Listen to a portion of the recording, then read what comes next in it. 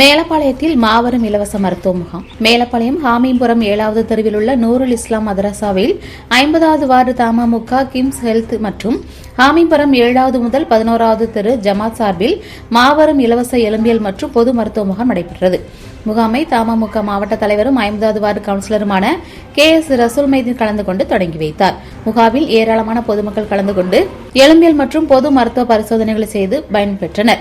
நிகழ்ச்சிக்கு பகுதி தலைவர் யூசுப் சுல்தான், பகுதி செயலாளர் அப்துல் காதர் ஆகியோர் முன்னிலை வகித்தனர். சிறப்பு அழைப்பாளர்களாக தமுக மாவட்ட செயலாளர் கோல்டன் காஜா, மாவட்ட செயலாளர் ரியாசுர் ரஹ்மான், மாவட்ட பொருளாளர் மைதீன் பாதுஷா, மாநில மருத்துவ துணை செயலாளர் பெஸ்ட் ரசூல், மாவட்ட துணைத் தலைவர் நவாஸ், மாவட்ட துணைச் செயலாளர்கள் ஷேக் மஹாயிதீன் காஜா, கம்புக்கடை ரசூல், சையத் அலி உள்ளிட்ட பலரும் கலந்து கொண்டனர்.